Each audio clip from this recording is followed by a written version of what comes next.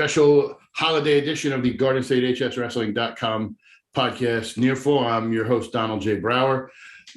Going to be a quick one. Yes, obviously, everybody's in the holiday season. Just kind of want to update stuff, what's going on. But before we do that, Dan Warnikoff, champion athlete, the man who helps us do this. If you want to get better, if you want to have the fuel and body you need to get better, you don't put cheap crap, local watered down gas in your car. You put the best. Dan Warnikoff will help you do that. He helped Pat Glory. He's helped others. Trust me. Dan Warnikoff is the man. Now, before we get into everything else, speaking of Pat Glory, being a Del Barton alum, the big, I don't know if it would be controversy. It has something to do with them because it's not the issue. The clickbait that I've been seeing when Del Barton lost to Montville. Now, other publications were using their clickbait of, oh my, Montville beat Del Barton. No, Montville in the record book says it will beat Del Barton, but all of Del Barton's main guys were out in Oklahoma for the Hall of Fame duels. So they sent their JV team. I know a lot of people aren't thrilled about that, but that's just what happened. So a lot of people are talking about, oh, we got to knock Del Barton out of the ranking. No, come on. That's ridiculous. But I know a lot of coaches are upset about that, but it's the holiday season, so I decided to come back and give you guys a podcast to help alleviate some of that anger from that. But big week we had last week. I'm sure you guys get tuned in. We were at Voorhees for the Hunterdon Central Voorhees match. Had some fun there.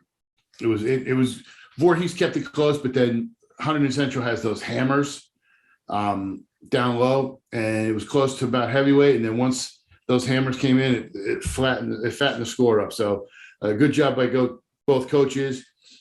Had fun covering that. Next night, we were at the Raritan versus Warren Hills match, battle of two teams who made the group finals last year. Raritan was basically in charge of this until the end with a couple changes by Warren Hills. They come back and win it. Great matchup with two great teams early on in the season. What you want to see? The matchup I wanted to see and wanted to call, but Mother Nature kind of gave me the middle finger, was Phillipsburg and Mount Olive. That would have been a nice matchup, and it would have settled everything as far as what was going on the field, as far as who was, or excuse me, field. I'm thinking football. The mat, because obviously that's the thing you want to do, and basically have everything settled. Unlike last year, where it was basically a debate at the end, and we know how everybody voted and how that went. So I'm not going to get into that. This week is going to be pretty cool with what we're doing with our rankings, who we're going to be covering. I am going to be at the John Goals tournament Tuesday. I'm actually going to be working the tournament as the announcer, and then we're going to be calling the finals live. Excuse me. And then Wednesday, we're going to be up at the Cougar Classic. We're going to be calling that finals live. And we're also going to have a live stream of third place matches also. And then Friday, we're back at Mount Olive. Hopefully nothing changes, but we're back at Mount Olive for Warren Hills versus Mount Olive. Another great matchup, another one of these really early season matchups that you like seeing. And, it's going to be good to see those guys get out there and go at it. No real changes this week with anything, because obviously the holiday tournament season is in full swing. Some highlights was some of the holiday tournaments we didn't get to talk about last week. Del Barton, as we were just talking about, winning the Beast of the East, 2 champions, 2 second place finishers.